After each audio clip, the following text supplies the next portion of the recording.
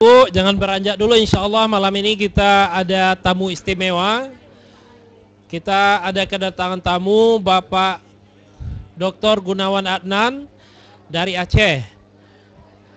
Beliau tamu kita, insya Allah yang tadi sudah memimpin kita dalam surat Tarawih. Subhanallah bacaannya, saya jadi ingat kampung.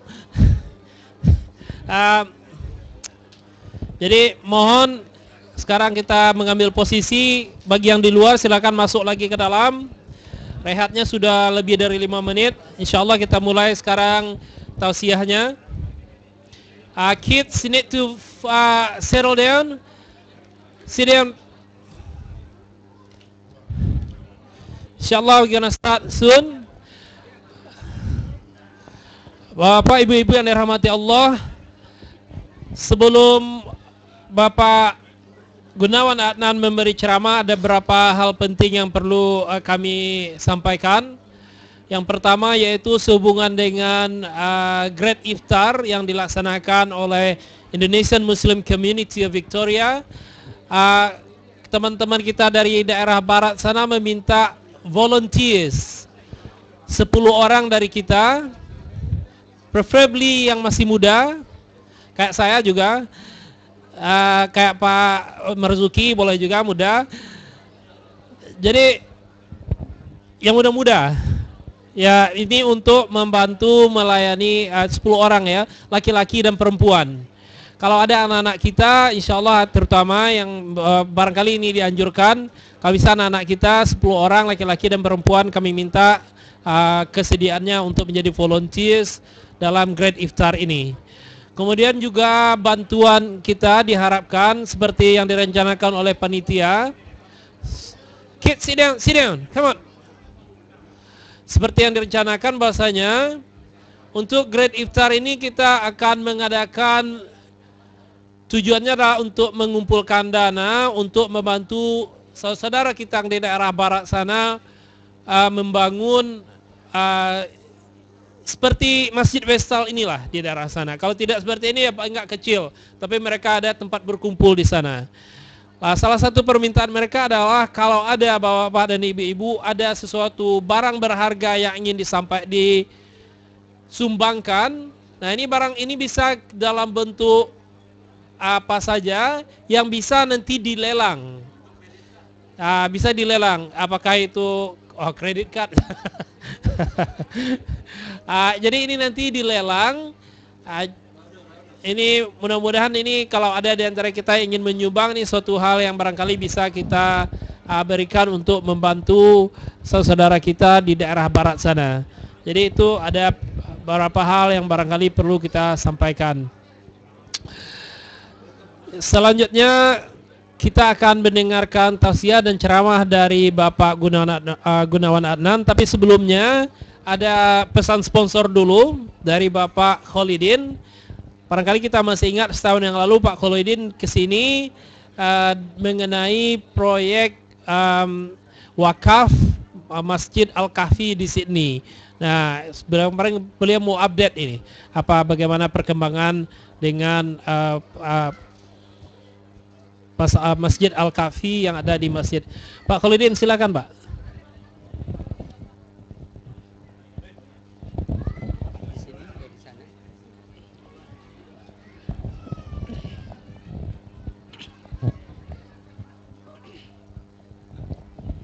A'udzubillahi minasyaitonirrajim. Bismillahirrahmanirrahim. Assalamualaikum warahmatullahi wabarakatuh. Hamdan syukran lillah, salatan wa salaman ala rasulillah. Nashhadu an la ilaha illallah wa nashhadu anna muhammadar rasulullah. Allahumma salli ala Muhammad wa ala alihi wa ashabihi ajma'in, amma ba'd. Bapak Ibu hadirin hadirat rahimakumullah, syukur kita kehadirat Allah Subhanahu wa taala. Kita masih diberikan kesempatan di malam-malam rahmat, yaitu malam 10 awal di bulan Ramadan. Dan insya Allah kita mohon kepada Allah, kita terus diberikan kesehatan, kekuatan, sehingga kita dapat memasuki malam-malam maghfirah dan seterusnya malam itaqu minan nar. Bapak, Ibu, saya mungkin tidak lebih dari 3 menit kalau boleh sebentar ya. Saya mungkin 3 menit saja. Saya mendapat amanah dari Ashabul Kahfi Islamic Center, yang Ashabul Kahfi Islamic Center adalah salah satunya organisasi non-profit di Sydney yang bergerak tentang ingin mendirikan sebuah sekolah. Dan insya Allah kalau itu berhasil, itu adalah sekolah Muslim Indonesia yang pertama. Ashabul Kahfi Islamic Center, atau di sekolahnya kita sebut Ashabul Kahfi Language School, itu didirikan pada tahun 1996. Dan sampai dengan hari ini kita mendapat grant sebagai salah satu community language school dari Department of Education New South Wales di dalam mengajar anak-anak pada Sunday School. Semula kita menggunakan gedung-gedung sekolah pemerintah. Setelah 5 tahun kita melaksanakan itu, alhamdulillah, pada tahun 2003 kita mendapat kesempatan yang pertama disponsori oleh beberapa teman, melakukan donation. Kita beli sebuah properti di Wiley Park, nomor 11 H Street Wiley Park. Karena properti itu luasnya tidak memenuhi untuk sekolah, yaitu satu lot sekitar 460. Setelah 10 tahun kemudian pada tahun 2012 tahun yang lalu, pada bulan 6, kebetulan sebelah daripada nomor 11 itu, nomor 10, dijual. Alhamdulillah kita beli itu dalam harga termasuk stamp duty semuanya 500.000. Dan 2 bulan kemudian kita bayar itu semuanya dengan kita pinjam duit di Syariah Finance di MCCA 350.000. Properti yang awal itu sudah alhamdulillah sudah lunas. Jadi properti yang kedua ini yang kita beli pada tahun 2012 yang lalu, yang kita berutang pada MCCA berjumlah 350. Alhamdulillah selama setahun kita sudah dapat mengumpulkan 200.000. Alhamdulillah, ini juga bantuan dari bapak-bapak, ibu-ibu sekalian dalam program yang kita canangkan. Itu mungkin yang pertama dari komuniti kita melakukan wakaf. Jadi properti yang kedua itu ada 462 square meter. Jadi kita tawarkan kepada siapa saja yang ingin mewakafkan semeter, jumlahnya $1.000.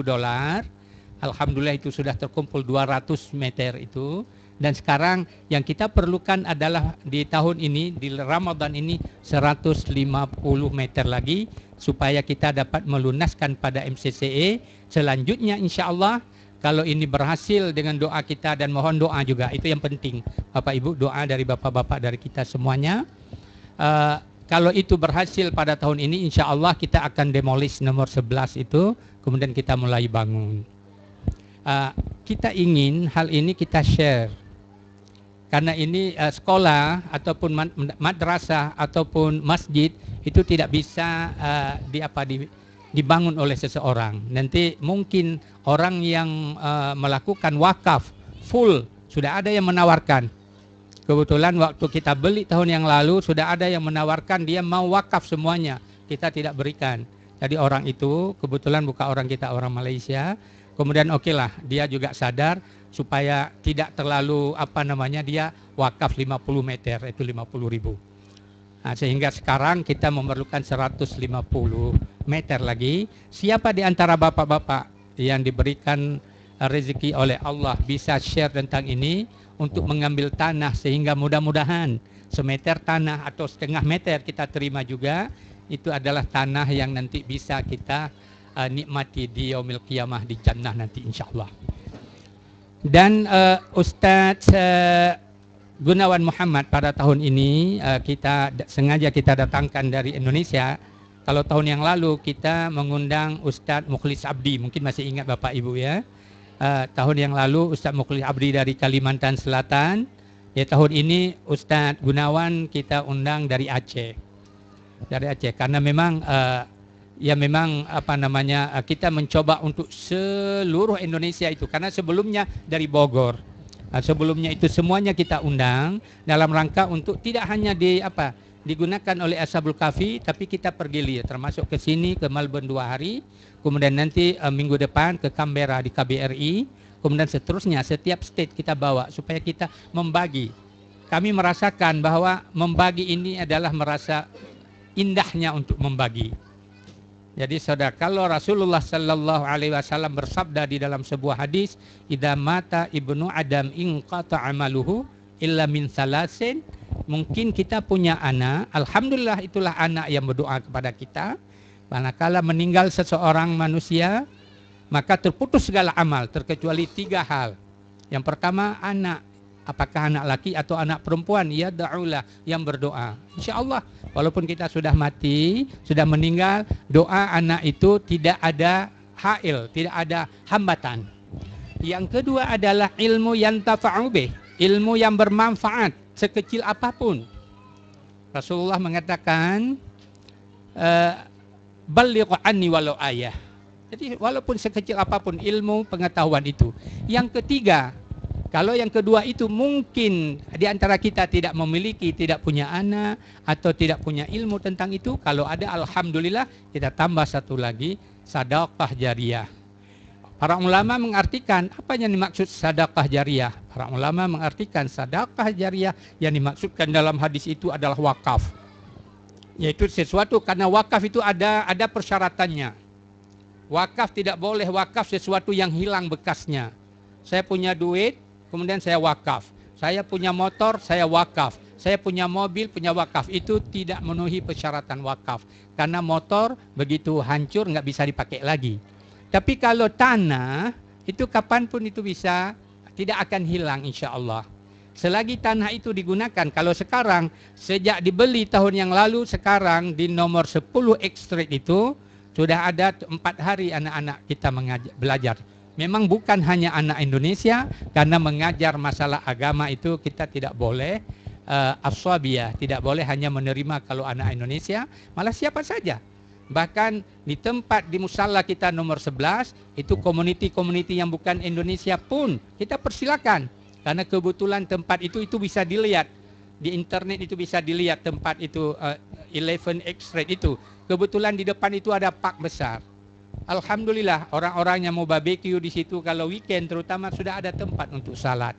Bahkan kita buat WC kadang-kadang oleh konsil, kada jam sekian ditutup WC di park, orang-orang muslim bisa ada WC tempat kita dan boleh salat sekalian.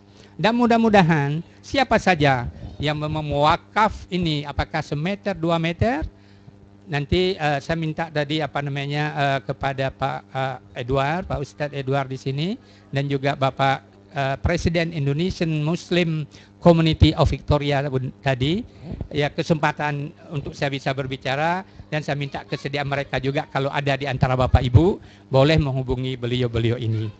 Dan kepada Allah kami mohon ampun manakala dalam ungkapan saya ini tidak benar, dan kepada Bapak Ibu saya mohon maaf. Terima kasih, wabillahi taufiq wal hidayah. Wassalamualaikum warahmatullahi wabarakatuh.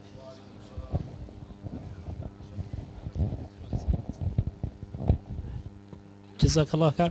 Terima kasih Pak Khalidin. Mudah-mudahan apa yang disampaikan beliau ini ada antara kita yang bisa ini kesempatan buat kita beramal insyaallah. Selanjutnya mari kita sama-sama dengarkan uraian tausiah tazkirah dari Bapak Gunawan Adnan. Kepada Pak Gunawan, waktu dan tempat kami persilakan.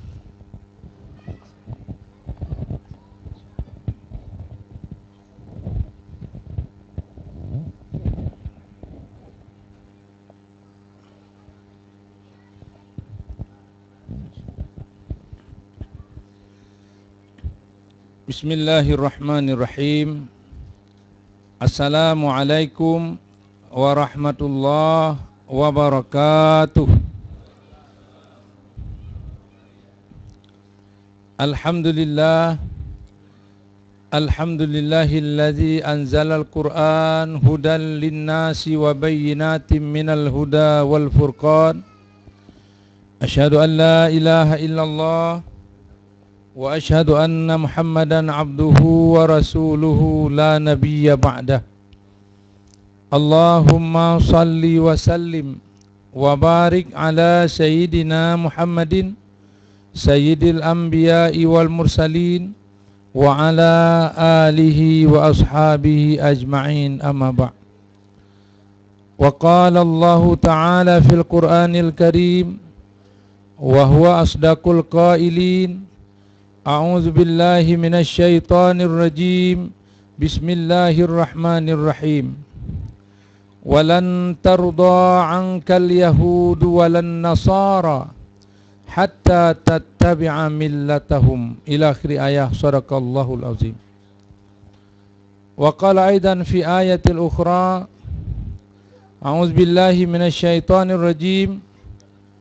يريدون أن يطفئوا نور الله بأفواههم والله متم نوره ولو كره الكافرون صدق الله العظيم وقال تعالى في آية الأخرى أعوذ بالله من الشيطان الرجيم ومن يبتغي غير الإسلام دينا فلن يقبل منه وهو في الآخرة من الخاسرين صدق الله العظيم رضيت بالله ربا وبالإسلام دينا وبمحمد نبيا ورسولا. Hadirin dan hadirat sidang jamaah Isya tarawih beserta witir rahimakumullah.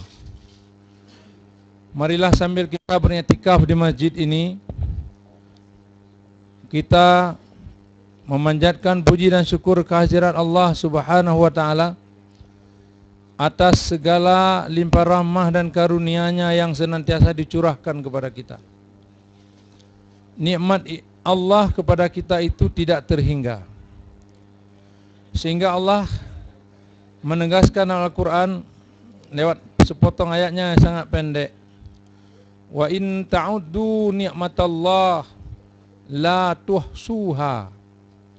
Jika kalian, wahai hambaku, ingin menghitung-hitung nikmatku, maka Allah mengatakan tidak bisa atau tidak pernah kamu mampu menghitungnya. Buktinya coba kalau kita misalkan kita ini menyewa pada Allah atau membayar bulanan setiap oksigen yang kita hirup. Kita pasang meteran. Coba bayangkan berapa dolar setiap bulan kita harus bayar kepada Allah. Belum lagi nikmat mata. Belum lagi nikmat gigi. Belum lagi nikmat-nikmat yang lain. Termasuk nikmat diciptakan kita begitu indah oleh Allah SWT. Coba bayangkan kalau Allah meletakkan hidung kita dekat dubur kita. Bayangkan apa yang akan terjadi ketika kita keluarkan angin mamiri. Tahu angin mamiri?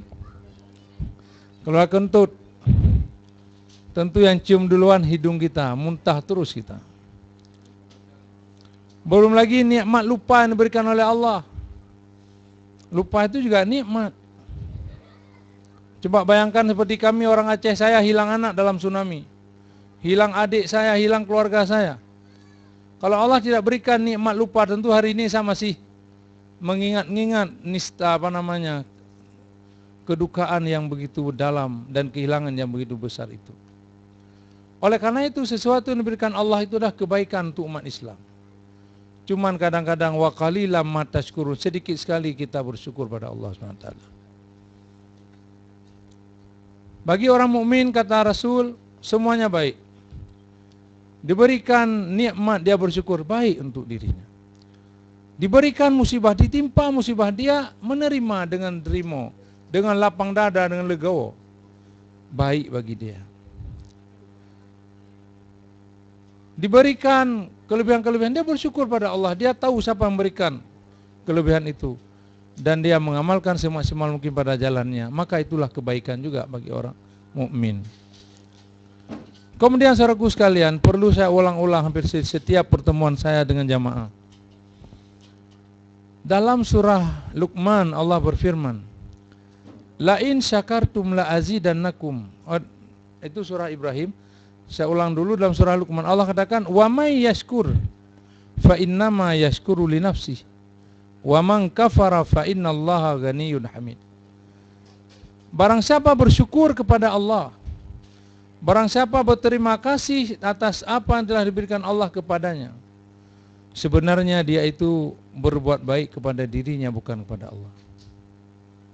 Artinya syukur kita itu kembali kepada kita, ya, menjadi return, menjadi apa namanya, remiten, boleh dikatakan kalau seperti uang kirim ke Indonesia ada remiten. Ini kembali kepada kita, bukan kepada Allah. Jadi jangan pernah kita pikir, oh kalau kita nggak bersyukur, kita kufur pada Allah, Allah akan kehilangan kebesaran. No, never. Nothing tulus bagi Allah. Kalau semua orang Indonesia yang ada di Indonesia, termasuk di mana-mana, bahkan seluruh umat manusia bersatu padu, termasuk syaitan iblis, undang semua untuk bentrok dengan Allah, untuk melawan Allah, untuk tidak menyembah Allah, He will not care. Allah tidak pernah ambil pusing itu. Kenapa? Ayat berikutnya Allah jelaskan, wa man kafara fa innallaha ghaniyyun hamid. Barang siapa kufur nikmat, barang siapa tidak tahu bersyukur pada Allah, maka Allah katakan, fa innallaha ghaniyyun hamid. Sungguh Allah Maha Kaya. Artinya apa kaya? Dia itu tidak butuh pada yang lain. Dan Allah Maha terpuji, tidak butuh pada pujian kita. Ini perlu saya ulang-ulang, karena ada tren sekarang yang mengemuka di kita, terutama di Indonesia. Kita lihat di sini baik-baik semua, nggak ada kayak gitu. Ya kan, di sini baik-baik semua orangnya.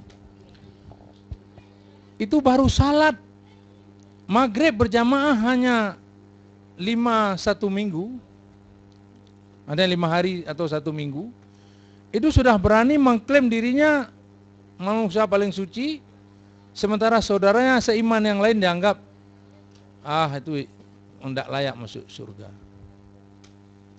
Jadi arogansi sektoral ini perlu kita benahi. Karena barang siapa yang punya sedikit aja sezarah takabur dalam hatinya, maka pada saat itu dia tidak beriman, imannya hilang. Karena iman tidak mungkin bersatu dengan takabur. Kibriyah termasuk dosa besar. Kenapa? Karena takabur itu hanya berhak digunakan, dipakai pakaian oleh Allah. Allah akan murka ketika pakaiannya kita gunakan oleh kita. Oleh karena itu, mari kita jangan pernah merasa angkuh, sombong, apalagi semua kita sama diciptakan oleh Allah, dari tidak punya pakaian, dari lemah kita lalu diberikan sedikit pelajaran terus menerus supaya manusia tidak takabur. Coba lihat, ayam begitu keluar di tolak jalan dia. Manusia kenapa lama prosesnya? Supaya kita ini benar-benar sadar bahwa kita itu tidak bisa hidup sendiri, bahwa kita itu dibesarkan oleh orang tua, maka birrul walidain wajib dalam pandangan Islam. Tapi lihat anak sekarang, kita baca koran Metro, kita baca koran Serambi di Aceh, baca koran Kompas, kita baca Pikiran Rakyat, apalagi kita baca koran-koran yang namanya koran kota itu. Hampir sekarang kita lihat banyak kasus-kasus pelanggaran penistaan orang tua oleh anak-anaknya. Ini semua jangan buru-buru salahkan anak-anak, tapi terkadang juga kesalahan ada pada diri kita sebagai orang tua. Anak-anak itu kan amanah, tapi kita tidak mendidik amanah itu, tidak menjaga amanah itu, maka Allah memberikan bala kepada kita sendiri. Padahal Allah sendiri menghargai orang tua kita. Contoh dalam surah Al-Isra, setelah Allah menyuruh kita menyembah, tidak menyembah kecuali Allah itu, lalu Allah memerintahkan kita langsung berbuat baik pada orang tua. Wa qadha rabbuka alla ta'budu illa iyyah, langsung wabil walidaini ihsana. Tuhanmu telah memerintahkan kamu untuk tidak menyembah kecuali dirinya, itu Allah Subhanahu wa taala. Setelah itu langsung Allah mengatakan wabil walidaini ihsana, dan berbuat baiklah kalian kepada kedua orang tuamu. Ayat berikutnya Allah jelaskan, imma yablughanna indakal kibara ahaduhuma aw kilahuma fala taqul lahuma uff. Manakala keduanya atau salah satu di antaranya menjadi tua, getting old, maka jangan pernah engkau kasar kepadanya, dan jangan pernah engkau hardi, jangan pernah engkau katakan kepadanya Anak sekarang berani minta rokok pada orang tua, enggak kerja apa bapak pelit ini. Anak sekarang. Tapi di sini enggak ada, sekali saya tegaskan di sini enggak ada. Kalau ada mungkin sedikit atau lebih dari itu. Enggak. Ini semua jangan salahkan anak-anak, ini akibat pendidikan kita yang semakin tidak benar. Semua kita, ini mukadimah ya, nanti kita semua kita sekarang lebih terpesona mengajarkan anak-anak kita dengan pendekatan hedonisme, pendekatan materialisme. Sehingga anak-anak kita besarkan seperti mesin-mesin pencetak uang, mesin-mesin pencetak gelar, tetapi dia tidak terbentuk akhlakul karimah. Makanya dalam Islam pendidikan keluarga itu menjadi sangat penting. Pendidikan keluarga merupakan pendidikan yang sangat awal. Dan ini juga dimulai dengan kualitas seorang wanita muslimah. Makanya Rasul bersabda dalam sebuah hadis, ad-dunya mata'un wa khairu mata'iha al-mar'atu salihah. Dunia ini hakikinya adalah perhiasan belaka, permainan belaka, senda gurau belaka. Tapi sebaik-baik permainan, sebaik-baik perhiasan itu adalah wanita yang saleh. Kenapa bukan laki-laki yang saleh dulu? Karena begitu anak lahir, yang pegang anak itu, yang sentuh anak itu bukan orang lagi, tapi ibunya.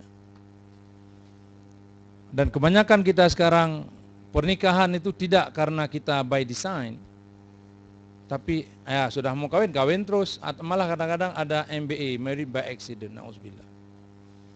Kalau begini terjadi proses awal, maka akhirnya bisa kita tebak.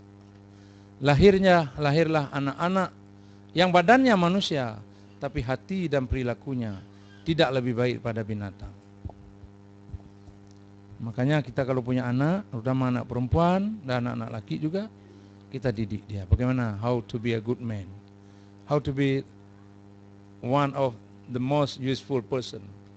Karena kata Nabi, orang terbaik bukan orang paling kaya, bukan orang paling cerdas, tapi orang anfa'uhum linnas. Akhairukum ya khairunas anfa'uhum linnas. Sebaik-baik manusia adalah manusia yang paling banyak manfaatnya bagi orang lain. Bagaimana kita bisa bermanfaat kalau akhlak kita jelek? Tentu tidak mungkin. Bagaimana kita bermanfaat kalau kita tidak punya ilmu? Tentu sedikit manfaat orang lain. Bagaimana kita bisa bermanfaat kalau kita miskin? Makanya Islam juga tidak pernah melarang kita jadi kaya, tapi kaya yang memberikan kemudahan bagi orang lain. Tapi pintar yang mencerahkan orang lain, bukan membodohi orang lain. Makanya dalam surah lain Allah mengatakan, wa ibadur rahmanil ladzina yamshuna 'alal ardi hauna wa idza khatabahumul jahiluna qalu salama. Ciri-ciri hamba Allah yang sebenarnya, hamba yang Rahman ya Rahim, apabila dia berjalan di muka bumi dia tawadhu dia. Tidak kenal aku ini doktor dari Amerika, dari langit. Itu bukan orang baik. Dia tawadhu dia. Seolah-olah dia humble betul dia. Tahu diri dia itu tidak berdaya di depan kehendak Allah. Kalau ditetapkan mati Allah tidak bisa kita tunda, itu kehendak Allah. Kita tunduk patuh pada. Maka kita jadi tawadhu. Lalu apabila dia bertemu dengan orang-orang bodoh, dia tidak menghina orang bodoh itu, tapi dia katakan dengan kata-kata yang mencerahkan.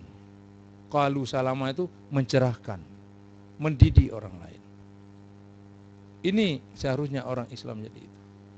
Apalagi kalau kita kembali kepada surah di awal surah Al-Baqarah, saya nggak salah, Allah mengatakan, kuntum khaira ummatin ukhrijat linnas, ta'muruna bil ma'rufi wa tanhauna 'anil munkar. Kamu orang Islam itu umat yang terbaik yang kulahirkan di tengah-tengah umat manusia. Yang tugasnya kemana-mana pergi, menyeru manusia dan dirinya terutama untuk hal baik, dan mencegah diri, keluarga dan masyarakat atau orang sekitarnya dari berbuat maksiat. Maka kita saudaraku sekalian, mari kita bersyukur. Karena syukur itu kembali kepada kita, bukan kepada Allah. Dan barang siapa yang kafir atau ingkar terhadap rahmat Allah, maka Allah akan memberikan bala atau azab kepada kita, baik di dunia pun akhirat. La in syakartum la azidannakum wa la in kafartum inna azabi lasyadid. Sadaqallahul azim. Salawat salam mari sama-sama kita sanjung sajikan kepada alam Nabi besar Muhammad sallallahu alaihi wasallam. yang telah berhasil mengantarkan kita kepada hidayah Allah, meskipun itu tidak lepas pada hidayah dan kehendak Allah, tetapi kita sadar sesadar-sadarnya bahwa peran Rasulullah dalam hal ini sangat besar. Kalau enggak, mungkin kita akan mengalami perjalanan Nabiullah Ibrahim alaihissalam. Ibrahim mencari Tuhan itu sempat tersayok-sayok dia. Ketika dikatakan oleh Al-Quran, ketika malam hari beliau melihat bintang, beliau mengatakan inilah Tuhan, karena dia bisa mencerahkan, menerangkan malam dan indah kelap-kelip. Lalu ketika bintang itu tenggelam, Ibrahim mengatakan ini bukan Tuhan, karena Tuhan tidak mungkin lenyap. Lalu kemudian muncullah di ufuk awan itu, muncullah sang rembulan. Rembulan pun beliau katakan, beliau sangka inilah Tuhan karena dia lebih besar. Lalu ketika rembulan ditenggelamkan oleh awan, beliau sadar tidak mungkin Tuhan itu lenyap, maka dia tidak menyembah atau tidak menuhankan bulan. Lalu di pagi hari beliau melihat matahari yang lebih besar, yang kekuatan pencerahannya, penyinarannya lebih besar daripada bintang dan bulan. Beliau sampai pada kesimpulan, inilah sebenarnya Tuhan karena dia lebih besar. Tetapi ketika maghrib tiba, tenggelam pula sang matahari ini di ufuk barat kalau kita di Indonesia. Maka beliau juga yakin, seandainya Allah tidak menunjukiku, pasti aku termasuk orang yang zalim, artinya orang yang menuhankan bintang, mungkin bulan, bahkan matahari. Oleh karena itu kita bersyukur pada Allah telah diutus seorang Nabi yang sangat mulia, Nabi yang sangat sederhana, Nabi yang memadukan sifat-sifat malaikat sekaligus sifat Allah dan juga sifat kemanusiaan pada dirinya, yaitu Muhammad sallallahu alaihi wasallam. Hadirin dan hadirat sidang jamaah pengajian rahimakumullah.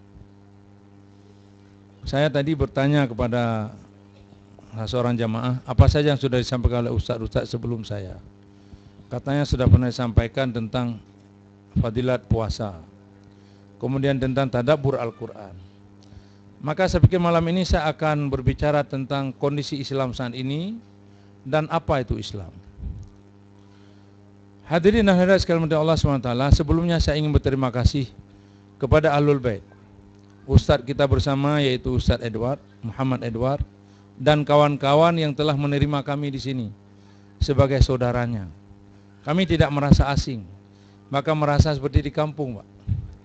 Merasa kami diterima oleh keluarga kami, dan ini merupakan salah satu wajah Islam yang diajarkan oleh Rasulullah, bahwa takriman liduyufi ini merupakan suatu hal yang dianjurkan oleh Islam. Malah Rasul bersabda, la yu'minu ahadukum hatta yuhibba laki man kana yu'minu billahi wal yawmil akhir falyukrim dhaifah. Hadis ini sahih. Ya, barang siapa beriman pada Allah dari akhirat, maka hendaklah dia memuliakan tamu. Hari ini saya dapatkan itu dengan Bapak Khalidin di masjid yang tercinta ini. Terima kasih sekali lagi. Dan sekali lagi saya juga mohon maaf kalau kami berdua tadi dalam penyampaian message ini ada yang salah. Yakinlah kesalahan itu dari kami, bukan dari Allah dan Rasul. Itu kami dengan rendah hati mohon maaf. Kalaupun kesan menggurui itu bukan niat kami untuk menggurui Bapak Ibu sekalian. Karena kami apalah orang dari kampung sana, dari Aceh. Ya, ilmunya sangat sedikit, umurnya juga masih seumur jagung.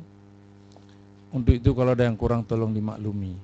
Tapi yang jelas kami berada di sini dalam rangka mensyiarkan agama Allah, menyampaikan yang benar, dan semoga kita mendapat hidayah Allah Subhanahu wa taala. Amin ya rabbal alamin.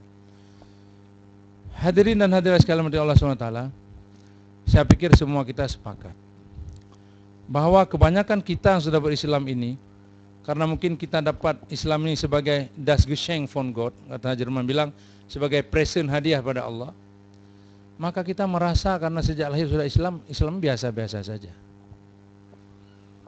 Dan sering kita akui atau tidak, iman kita kayaknya sejak kita mulai kita balik sampai sekarang kayaknya biasa-biasa aja. Hal ini terjadi karena mungkin kita tidak mengenal bahwa agama kita adalah agama satu-satunya yang dijamin oleh Allah yang benar. Mungkin kita hafal ayat, tapi kita tidak paham. We do not understand the real meaning of the verse that Allah said in the Quran, Inna dina indallahil Islam. Hanya saja agama satunya yang diakui oleh Allah adalah agama Islam. Dalam ayat lain Allah juga menjelaskan, wa may yabtaghi ghairal islami dinan fala yuqbal minhu wa huwa fil akhirati minal khasirin. Barang siapa mencari agama selain agama Islam, Konghucu, Milata Abraham seperti kemarin berkembang di Indonesia, atau apalagi Ahmadiyah Kadian, macam-macam, maka Allah katakan fala yuqbal minhu, sekali-kali Allah tidak akan menerima agama lain itu. Wa huwa fil akhirati minal khasirin. Dan orang itu di akhirat termasuk orang paling rugi. Makanya saya lihat ada teman saya waktu saya kuliah Jerman, beberapa orang masuk Islam. Mereka hanya sebentar saja udah banyak hafal ayat. Mereka sebentar saja sudah enggak tinggal lagi sholat. Saya tanya, kenapa kamu seperti itu? Salah seorang bernama Yod Balnus, sekarang berubah namanya jadi Zahir Balnus. Istrinya kebetulan orang Indonesia kami yang jodohkan. Dia bilang, bagi kami Islam adalah suatu sumur, ataupun dikatakan suatu setitik air di tengah kehausan di padang pasir. Kenapa begitu, saya tanya. Dia bilang, saya dulu pernah masuk agama Kristen. Saya lihat pembodohan semua yang disampaikan oleh pastor-pastor itu. Lalu saya pernah jadi ateis. Kayaknya hidup saya ini nggak ada arah, nggak jelas kemana ujung-ujungnya. Lalu saya pergi ke Yordan. Dia bilang dia belajar bahasa Arab di sana. Lalu kemudian dengan kelebihan bahasa Arab dia miliki, untuk informasi dia bisa berbicara bahasa Arab sangat bagus. Lalu dia membaca Al-Quran, tafsir, membaca hadis. Kemudian dia, inilah Islamnya, agama yang benar. Lalu dia masuk Islam. Dan dia Islamnya sebelum kawin, bukan karena kawin dengan orang kita. Maka itu saya lihat ternyata benar, bahwa karena mungkin kita sejak lahir melihat pemandangan biasa-biasa saja, apalagi kebiasaan di kita itu beragama hanya karena tiru-tiruan. Termasuk orang berpuasa, kita berpuasa, tapi kita tidak paham apa itu puasa. Sehingga saban puasa kita lewati, puasa itu tidak meninggalkan bekas kepada kita. Kemudian tiap hari kita salat 5 waktu, tapi salat itu tidak mampu memperbaiki akhlak kita. Padahal sifat dan hakikat salat itu, kata Allah, inna salata tanha anil fahsyai wal munkar. Sungguhnya salat itu mampu mencegah orang dari berbuat keji dan mungkar. Kita balik sekarang mau mukhalafah. Orang-orang yang salat tapi akhlaknya belum benar, moralnya belum bagus, maka ada something wrong dengan salatnya. Maka coba kita muhasabah. Apa yang salah dengan salat kita? Mungkin taharah kita belum benar, atau mungkin very initial step, niat kita belum suci pada Allah. Mungkin ada kita salat karena enggak enak sama istri, enggak enak sama suami, enggak sedap dipandang mertua. Ini salat ini belum benar. Kenapa? Karena Rasul mengajarkan kita dalam hal ibadah, innamal a'malu binniyat. Sesungguhnya semua perbuatan itu dinilai oleh Allah atau berdasarkan niat kita. Wa innamal likulli imrin ma nawa. Dan sesungguhnya semua urusan itu tergantung apa yang kita niatkan. Hadis ini memang ceritanya ketika orang berhijrah, tapi bisa kita pakai dalam banyak kesempatan dan aspek yang lain. Oke, niat kita mungkin dah benar. Lalu taharah kita udah benar belum? Sudah suci belum badan kita? Kadang-kadang kita biasanya orang laki kencing berdiri, celana ini tidak diangkat. Lalu percikan-percikan kencing kena di celana, kita sholat dengan celana itu. Padahal kebersihan badan, pakaian dan tempat masuk hati kita itu syarat sah sholat. Jadi jawabannya sudah jelas, salat kita belum diterima Allah. Atau duanya sudah sempurna, niat sudah bagus, taharah juga sudah komplit. Nah, bacaan-bacaan kita belum benar. Termasuk terutama Fatihah, karena Fatihah itu rukun. Makanya Bapak Ibu sekalian tolong perhatikan. Kalau ada orang bisa ngaji Al-Quran, tolong sebentar Bapak atau Ibu dengar saya ngaji udah benar belum. Karena Rasul bersabda tentang Fatihah ini, la salata liman lam yaqra bi Fatihatil kitab. Tidak ada salat, artinya tidak sah salat. No prayer for one atau for someone, ya, who forget or miss, atau who did not or does not read or recite the surah Al-Fatihah. Jadi kita baca tapi tidak pas. Ini juga dianggap kita belum beres dengan rukun salat. Rukun salat kan kalau menurut Imam Syafi'i ada 13. Di antaranya adalah Fatihah. Oke, Fatihah sudah benar. Mungkin rukun kita belum benar, kita belum tamak nina, atau kita berjamaah tapi kita melewati lebih duluan gerak kita daripada imam. Ini juga kurang ibadah kita. Kemudian yang paling penting adalah sifat salat itu harus khusyuk. Baca surah Al-Mu'minun. Allah berfirman, "Qad aflahal mu'minun alladzina hum fi salatihim khashi'un." Sungguh beruntunglah orang-orang beriman. Yang pertama kata Allah, yaitu orang-orang yang khusyuk dalam salatnya. Mungkin ini banyak dari kita belum sampai ke sana. Maka kita salat, tapi juga hak orang lain kita rebut tanpa sadar kita. Atau malah dengan sengaja. Karena apa? Kita belum termasuk orang yang beruntung. Karena kita lagi salat mikir yang lain. Ya, kadang-kadang orang hilang kunci nih, ada cerita. Hilang kunci, ingatnya dalam salat. Nah, sengaja. Kapan lihat kunci? Allah nggak usah lihat, nanti dalam salat ketemu sendiri. Ini kacau dah begini. Oke Pak Ustadz, kita kan susah melupakan hal sebelum kita salat. Benar, kita itu manusiawi. Tetapi usahakan. We have to strive. Kita harus berusaha keras untuk supaya khusyuk dalam salat, khusyuk kita, fokus kita. Kalau udah khusyuk masih juga terbang, itu dimaafkan. Tapi usaha.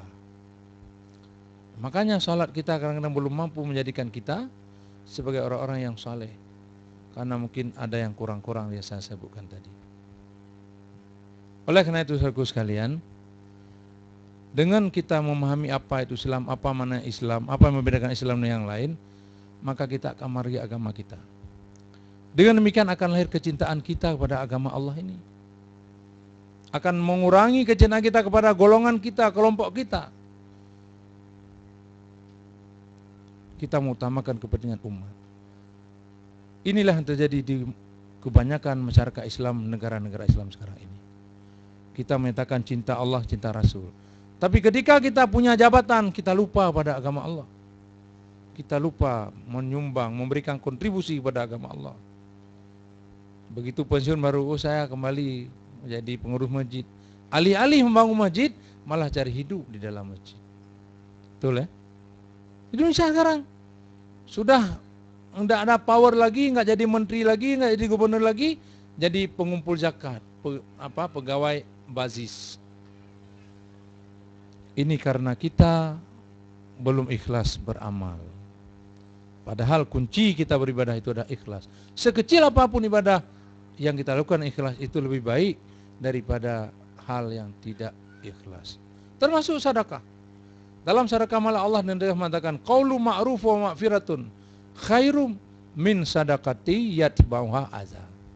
Perkataan yang lemah lembut kita, penolakan yang sangat polite, yang sangat wise terhadap orang-orang yang minta-minta, itu jauh lebih baik daripada kita menyumbang pada jalan Allah, memberikan sesuatu kepada minta-minta itu, tapi diiringi dengan kata-kata kasar dari kita.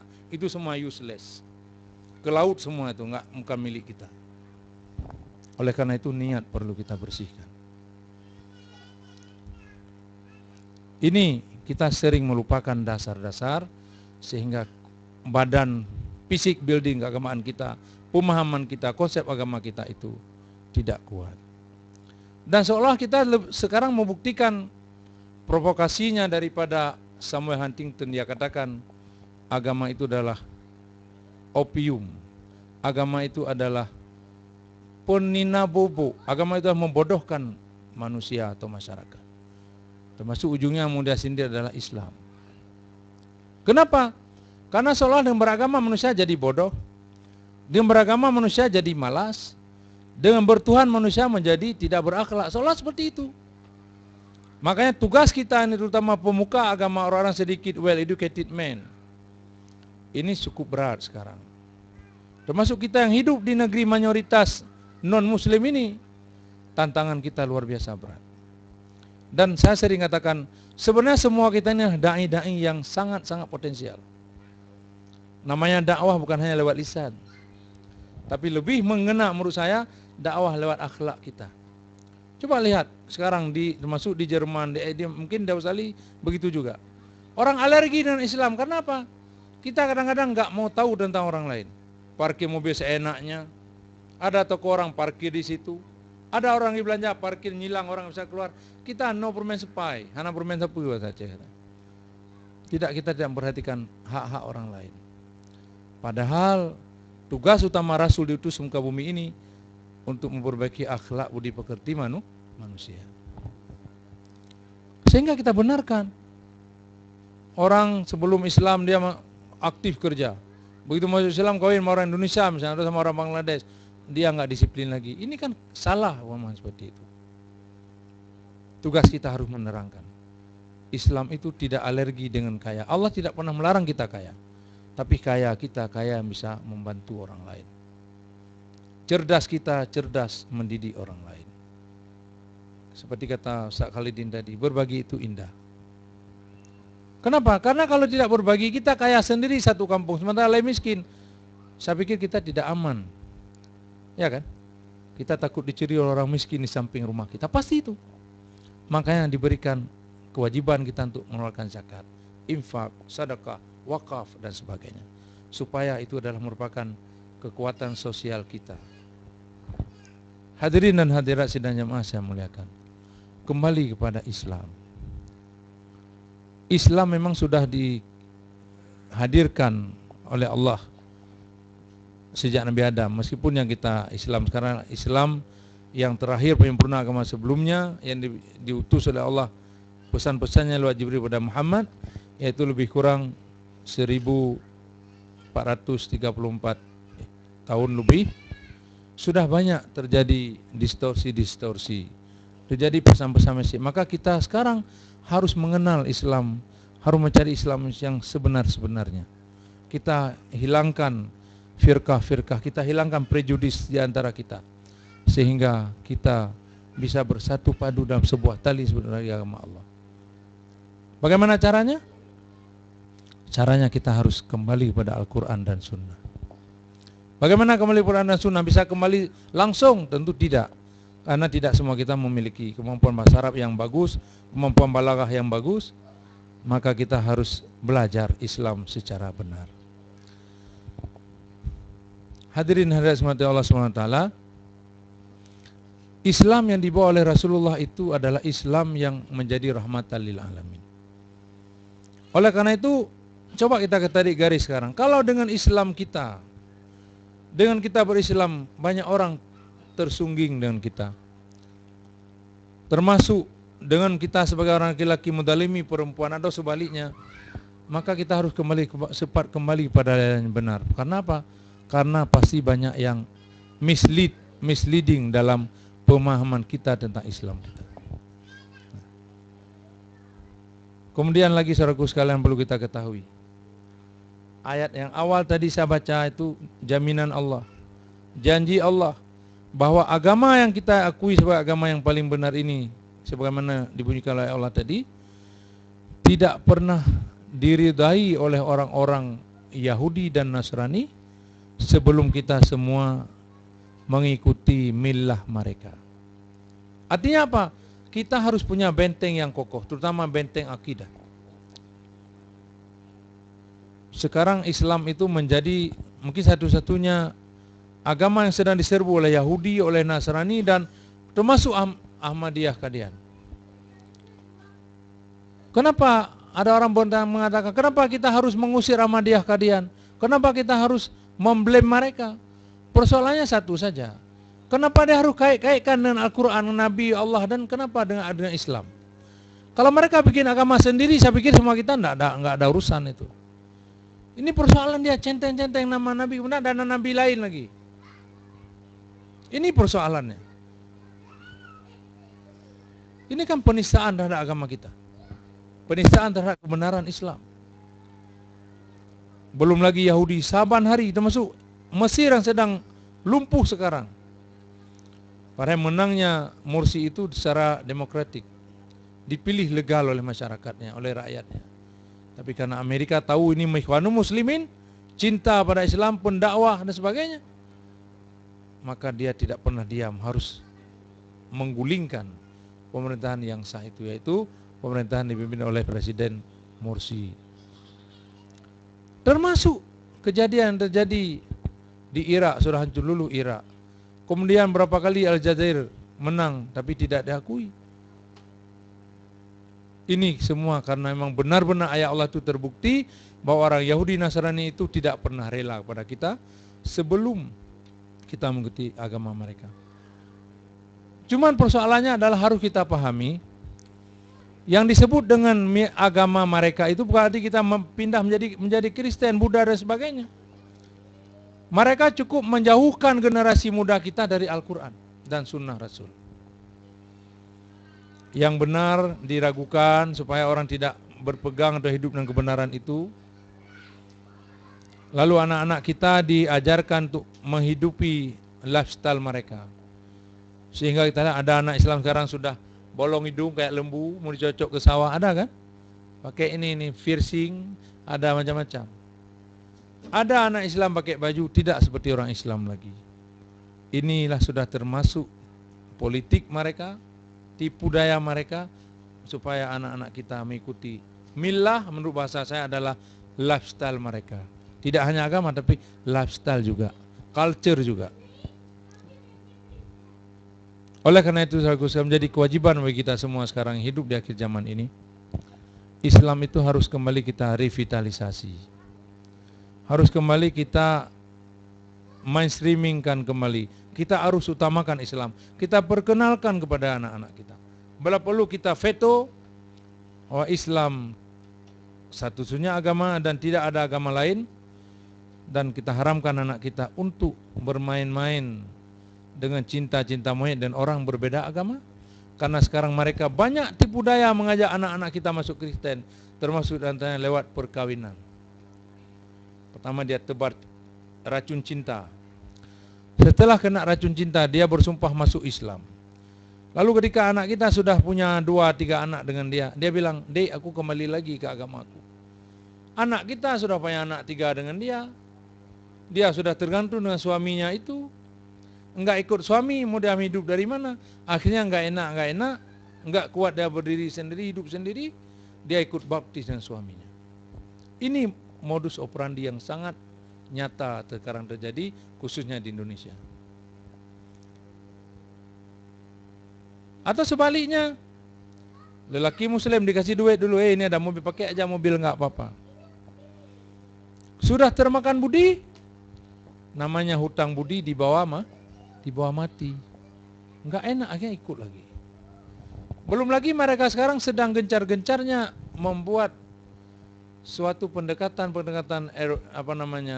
Arabik, pendekatan ke bahasa Araban, sehingga nama-nama pendetanya dirubah jadi Muhammad. Ya, pakaian juga perempuan pakai jilbab seperti jilbab kita. Injilnya pun ditarik dalam bahasa Arab. Sehingga kalau kita enggak ngerti, kita pikir itulah penjelasan Al-Quran. Padahal itu semua adalah termasuk dari provokasi mereka, termasuk dari propaganda mereka untuk menyesatkan generasi muda kita. Satu hal yang perlu kita pastikan, Allah tidak pernah teken kontrak bahwa Islam itu untuk orang Indonesia, tidak pernah. Tidak pernah ada taken for granted bahwa Islam hanya untuk orang Islam, untuk Indonesia, orang Aceh, orang Jawa dan Madura ataupun orang Padang dan Bugis, tidak ada. Islam diperuntukkan pada orang yang punya albab, yang punya pikir, yang punya logika, manusia-manusia yang mencari kebenaran menuju jalan Allah. Kalau kita tidak terima, besok Islam akan angkat kaki dari Indonesia. Pertanyaan saya, relakah kita ketika Islam nanti tidak lagi di Indonesia? Saya pikir jawabannya semua kita tidak. Oleh karena itu, perkuat akidah anak-anak kita. Kembalikan merevitalisasi pendidikan keluarga kita. Kalau tidak, persoalan Islam angkat kaki tinggal persoalan waktu saja. Coba kita lihat. Di Barat, di Belanda, di Jerman saya lihat, bahkan di Amerika, orang Islam membeli gereja. Pengikut gereja tidak ada lagi karena mereka punya logika yang bagus. Dilihat nih agama pura-pura dia tinggalkan. Lalu kita di Indonesia gereja berdesak, masjid yang sekarang longgar-longgar. Bahkan lebih parah lagi, ada tempat saya tidak ceritakan, takut nanti ada yang tersungging. Ada daerah kita di Indonesia sekarang, tanah wakaf masjid dijual untuk orang bikin gereja. Terbalik kan? Dunia terbalik. Dan saya melihat ada indikasi, ada fenomena bahwa Islam nanti akan bangkit di negara-negara yang dulunya enggak Islam. Tapi di negara-negara seperti Asia, khususnya Indonesia diantaranya, akan kembali kabur, terjadi seperti kejadian di Andalusia. Na'udzubillah, summa na'udzubillah. Gejala sudah nampak. 2005 saya diundang oleh Menteri Dalam Negeri Amerika untuk mengobati sakit jiwanya korban Katrina. Karena saya dianggap salah satu korban tsunami yang survive dan yang cepat bisa menyelesaikan persoalan psikososial yang ada pada diri saya dan keluarga. Lalu saya sama istri diundang ke Amerika sebulan penuh memberikan ceramah-ceramah kepada mereka, berdialog dengan korban-korban Katrina itu. Apa yang terjadi? Salah satu keluarga ada yang hilang kakadu, itu burung kakak tua. Saya tanya, kenapa kamu sampai nggak makan berminggu-minggu? Dia bilang, we just lost our beloved kakadu. Kenapa kakadu sangat kamu cintai? Sejak kecil kamu pelihara sehingga dia jinak, dia gimana kayak anak kami. Dia nggak punya anak. Suaminya asalnya dari Itali, istrinya asalnya dari Ceko. Ketemu di Amerika, mereka keturunan-turunannya kawin di situ. Lalu saya bilang, you know, saya sama istri saya semuanya saya bilang seperti itu, adalah korban tsunami. Kami hilang anak. Waduh, dia bilang, my God, dia bilang itu. Tersentak dia, lalu besok dia bilang, wah, aku termasuk orang very silly, very stupid person, dia bilang itu. Karena hanya hilang kakak tua, nggak makan, nggak minum. Sementara kalian hilang anak, sempat ke sini dan membantu kami. Itu yang terjadi di dunia ini. Jadi saudaraku sekalian, di saat saya ke Amerika itulah saya lihat di daerah Virginia, seperti daerah ini, Virginia asli di sana. Ini Victoria, sana Virginia. Masjidnya besar, termasuk di Spring dan di Long Beach, California. Masjid lebih besar dari ini, tapi orang sembahyang 3 shift, tidak muat. Saya teringat ke Aceh saya, teringat ke Indonesia kita. Masjid besar-besar, tapi yang sholat cuma 3 shaf. Kan terbalik. Jadi dunia terbalik sekarang. Maka oleh karena itu saya berkepentingan menyampaikan kepada kita semua tentang apa itu Islam dan bagaimana kita menjaga akidah itu dan apa akan terjadi ketika kita melupakan pendidikan keluarga kita, terutama untuk anak-anak kita. Yang jelas musuh senantiasa mengintai kelemahan kita. Cara-caranya mudah, mereka melupakan anak-anak kita, bahkan kita sendiri orang tua, dari Al-Quran dan Sunnah dan dari perilaku-perilaku, praktek-praktek para sahabat, para tabi'in yang masih sejalan dengan apa yang pernah dipraktekkan oleh Rasulullah SAW. Oleh karena itu hari sekalian mari kita perapat, perkuat barisan kita, hilangkan perbedaan. Kalau ada perbedaan perkecil, kalau perbedaan itu besar perkecil, kalau kecil buang semua ke laut, semua kita bersatu padu. Jangan karena kita berbeda partai kita sudah tidak saling sapa. Jangan karena kita berbeda cara memilih jalan hidup atau menafsirkan sesuatu, kita dengan mudah mengkafirkan saudara kita yang sebenarnya dia tetap sama seperti kita sebagai orang yang mukmin. Saya pikir ini sebagai pengantar. Untuk selanjutnya saya serahkan kepada Ustadz Edward untuk memimpin interaktif tanya jawab.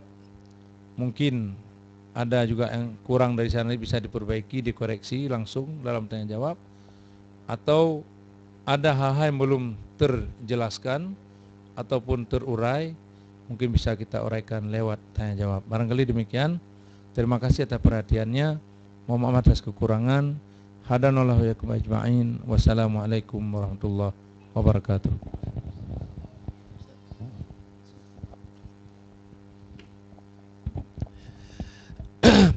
Bapak Ibu yang dirahmati Allah, alhamdulillah itulah uraian tazkiyah dari Ustadz Gunawan Adnan. Beliau alhamdulillah sudah ini S2-nya di Jerman, Belanda ya Pak ya. S3-nya di Jerman dan ngomongnya bisa 5 bahasa nih, bahasa Prancis, bahasa Jerman, bahasa Inggris, bahasa Aceh nggak terhitung tapi ya. Bahasa Belanda. Insyaallah. Bahasa PD juga beda ya Pak sama Aceh Pak ya?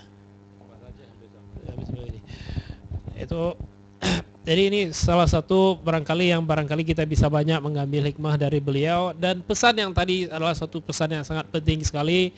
Kita sering sekali diingatkan, tapi nuansa-nuansa seperti ini kita perlu mengetahuinya, sehingga concern kita untuk menjaga akidah, paling tidak menjaga akidah kita dengan anak-anak kita dulu gitu. Suatu hal yang sangat penting sekali, message-nya harus kita apakan. Dan ya alhamdulillah juga barangkali fenomena di Jerman dan di Prancis dan di Inggris itu kita lihat juga di sini Pak. Alhamdulillah itu banyak sekali sahabat kita di sini yang mendapat hidayah, dan dengan hidayah itu mereka menjadi sangat mencintai Islam, dan komitmen mereka terhadap Islam itu sangat bagus sekali. Itu yang kita dapatkan di sini. Termasuk juga di Masjid Wesol ini kita sudah berapa kali juga cukup sering juga mengislamkan saudara kita di sini. Ada pertanyaan Bapak dan Ibu-ibu? Silakan kalau ada yang ingin ditanyakan. Ya, Pak Daru.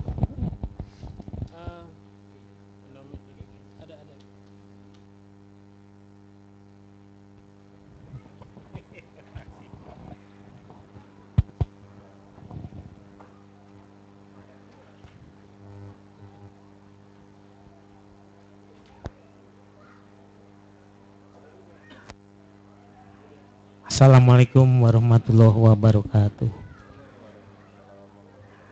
Pertama saya ucapkan terima kasih atas penjelasannya Pak Ustadz.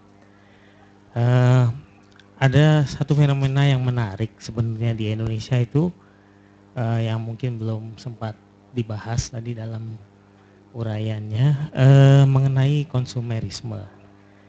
Kalau saya lihat sekarang ini banyak masyarakat di Indonesia itu terlanda arus konsumerisme.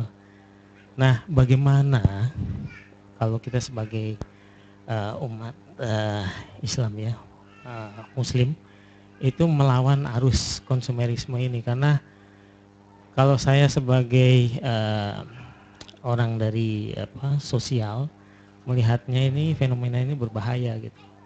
Karena ini mengikis rasa keimanan kita, jadi berbahaya bagi kita sebagai masyarakat Muslim. Nah, bagaimana menurut Pak Ustadz untuk melawan arus yang seperti ini? Karena kalau saya lihat masalahnya ini melanda bukan hanya di Indonesia, tapi di mana-mana. Dan saya cuman memprihatinkan karena saya waktu itu ikut ada diskusi di Monash University. Dari telaah seorang antropolog orang Australia, dia melihat literatur mengenai dakwah dari masa ke masa, mulai dari zaman Soekarno, Soeharto hingga pasca Soeharto. Saya cuma melihat bahwa justru, mungkin saya salah ya, mungkin harus dikoreksi kalau umpamanya saya salah, itu buku-buku mengenai dakwah atau yang ditulis oleh dai-dai itu atau ustadz yang ada di Indonesia itu justru malah mendorong umat untuk lebih konsumsi gitu, untuk lebih mengikuti ya konsumsi, untuk lebih menerima arus kapitalisme gitu. Jadi karena memang ternyata memang saya sudah dengar dari pagi tadi waktu ada pesantren kilat dari Ustadz Happy dan sekarang Pak Ustadz, bahwa Islam itu tidak melarang orang itu menjadi kaya. Tapi masalahnya sekarang kaya dengan gaya kapitalisme itu apakah tidak membuat kita prihatin gitu. Nah, terima kasih sebelumnya. Assalamualaikum. Terima kasih Ustadz. Kita tanya berapa lagi, berikan kesempatan atau langsung?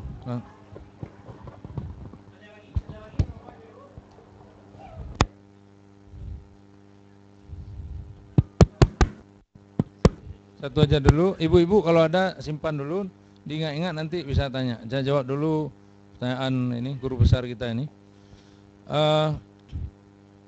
saya pikir kalau masalah ini kita mulai aja kepada pribadi Rasulullah.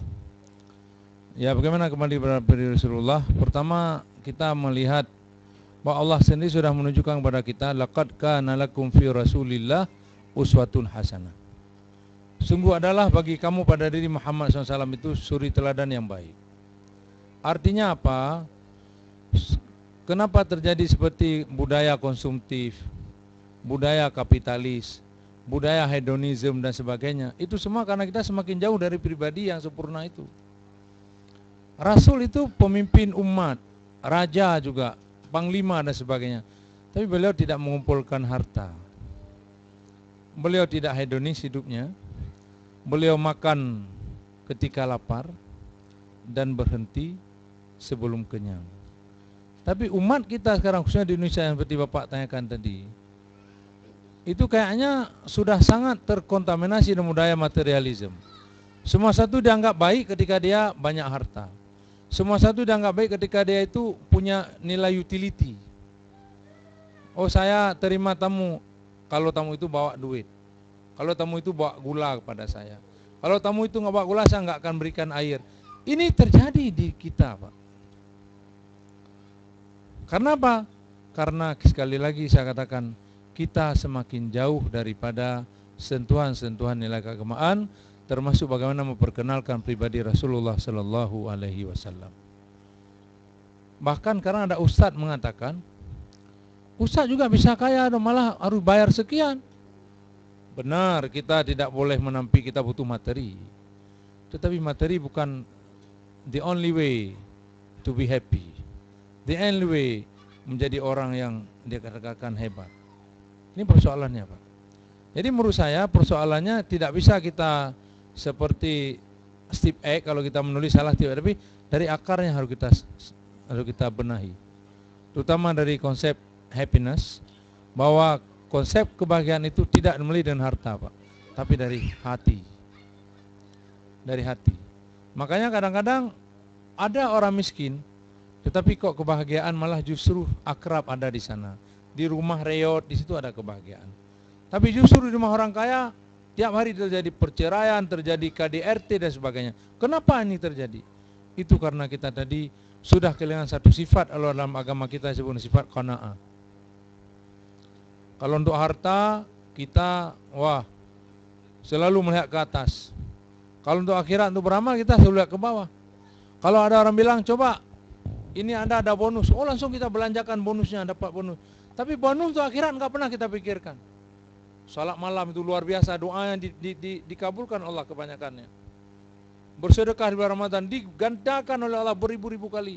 Tapi kok kita enggak bergeming? Persoalan apa? Persoalan materialisme, Pak. Makanya itu penyakit. Kata Rasul sebuah hadis, akan datang kepada umatku nanti saat suatu penyakit, di mana pada saat itu umat Islam itu mayoritas, tetapi nasibnya tidak lebih seperti buih, seperti makanan yang siap disantap oleh manusia atau oleh orang. Lalu para sahabat bertanya pada saat hadis itu Rasulullah kemukakan, apakah kita termasuk minoritas? Rasulullah pada saat itu bukan. Kalian atau kita termasuk golongan yang mayoritas. Tetapi kenapa terjadi nasib seperti ini? Karena kita bercerai-berai, nasib kita seperti buih di lautan. Kita banyak tapi tidak bersatu. Maka pada saat itu Allah melemparkan kepada kita dua penyakit. Yaitu penyakit hubbud dunia wa karahiyatul maut. Penyakit cinta dunia dan benci akan mati. Maka berlomba-lomba orang kejar dunia sekarang. Sudah ada rumah satu, beli rumah dua. Sudah ada tiga, cuci duit lagi, rumah keempat. Seperti istri. Ada istri satu seperti Mr. F. Termasuk Mr. General yang bermasalah dengan kartu, dengan SIM itu. Cuci duit, berkali istri muda, putri ini, putri itu. Itu semua penyakit yang saya katakan tadi, Pak. Jadi harus benahi lewat pendidikan, Pak. Pendidikan kita sudah rusak sekarang, Pak. Pendidikan kita memang mengajarkan kognitif. Tapi kognitif dilebihkan sekian persen ataupun lebih kentara, sehingga afektif dan psikomotor dilupakan. Padahal anak cerdas saja tidak punya sikap moral. Ini tidak cukup, Pak. Maka di Indonesia kita banyak orang pinter, tetapi juga pinter menjadi koruptor. Banyak ahli hukum tapi mempreteli hukum, melumpuhkan hukum-hukum di negara kita. Maka hukum sampai sekarang di Indonesia belum mendapat supremasinya, belum mendapat enforcementnya. Karena ahli hukum tidak memihak kepada hukum, tapi justru menjadi penghalang hukum. Demikian ekonom juga tidak memperbagus, memperkuat ekonomi kita, ekonomi kerakyatan kita, tapi justru menghisap dan membangkrutkan negara tercinta kita. Ini terjadi karena pendidikan kita cuma berpijak atau menekankan pada aspek kognitif, lalu melupakan aspek karakter yang disebut dengan afektif dan juga psikomotor. Ini salah satunya, Mas. Ya, kita bisa berbeda pendapat, tapi saya pikir itu sangat penting karena pendidikan yang salah akan melahirkan generasi yang salah. Ya, jadi dan pendidikan ini tidak simsalabim. Anak yang salah didik sekarang, dia akan menjadi malapetaka 20-25 tahun ke depan. Maka saya pikir taruhlah yang sudah terkontaminasi ini biar hilang, the missing generation, tapi generasi berikutnya tidak boleh salah. Makanya pemerintah sekarang sedang memperkenalkan kurikulum 2013 yang mengedepankan karakter building, akhlak. Cuman tidak tahu implementasinya bagaimana. Ini sekarang sedang alot didiskusikan, dicoba kita bahas secara detail, termasuk saya terlibat di dalamnya, guna nanti akan melahirkan generasi emas yang akan bisa tidak terkontaminasi dan tidak sekonsumtif kepada generasi yang ada sekarang. Dan sekarang Mas tidak boleh bukan rahasia umum lagi. Mas boleh hebat di Australia, tapi kalau pulang ke Indonesia naik Honda butut atau mobil jelek, Mas dianggap orang gagal. Saya waktu pulang di Jerman dulu dokter, orang nanya, kok dokter naik Honda? Naik motor maksudnya. Jadi ukurannya orang hebat tidak di kendaraan, di duit. Ini sudah salah kaprah. Dan ini adalah awal kehancuran kita. Dan sekarang bangsa kita tidak punya identitas. Mas mungkin lihat, kalau pulang Indonesia, lihat di mall anak perempuan kita cantik-cantik, muda-muda masih. Tapi cewek cowoknya orang bule apa Inggris apa Jerman apa Australia sudah bungkuk. Tapi bangga anak perempuan kita itu. Wah, kita sini muntah kita lihat. Ini terjadi karena kita sudah kehilangan identitas, Mas. The identity, the dignity of our nation. Ini sangat penting menurut saya. Nah ini tidak bisa tidak harus melalui pendidikan. Baik formal, informal maupun non formal. Juga kita juga sebagai orang tua cari menantu juga kalau bukan orang kaya nggak mau. Padahal tidak ada jaminan menantu kaya itu akan membahagiakan anak kita. Malah dia berpacaran lain, ya, selingkuh. Ini terjadi karena kita tidak memuliakan hati dan akhlak dari seorang manusia. Kita lebih memuliakan harta. Terlepas harta itu didapat baik dengan cara baik maupun dengan cara yang tidak baik. Saya pikir demikian, Mas. Terima kasih atas kekurangan dan atas mohon maaf kekurangan, terima kasih atas perhatiannya. Berikutnya kalau ada saya serahkan kepada Ustadz Muhammad Edward. Jazakallah. Ustadz, barangkali kita cukupkan aja sampai di sini dulu karena ini hari Minggu malam, besok pagi kawan-kawan insyaallah siap untuk bekerja. Terima kasih Ustadz Gunawan. Alhamdulillah sudah banyak pencerahan dan banyak yang kita dapatkan. Tinggal buat kita bersama insyaallah mengambil ibrah, pelajaran dari apa yang disampaikan Ustadz dan juga bisa mengamalkannya insyaallah dalam kehidupan kita sehari-hari. Kita tutup pengajian kita sampai di sini dulu. Insyaallah mudah-mudahan kita bisa ketemu lagi Ustadz. Kalau kita bukan di sini, paling tidak kita bertemu nanti di pertemuan Allah nanti di nyata Jannatun Naim, surga Allah yang penuh dengan nikmat. Amin ya rabbal alamin. Kita tutup pengajian kita dengan baca surah Al-Asr dan doa kafaratul majlis. Auzubillahi minasyaitonirrajim. Bismillahirrahmanirrahim. Wal 'asr innal insana lafi khusr illa alladzina amanu wa 'amilus shalihat wa tawasaw bil haqq wa tawasaw bis sabr. Subhanakallahumma wa bihamdika asyhadu an la ilaha illa anta astaghfiruka wa atubu ilaik. Assalamualaikum warahmatullahi wabarakatuh.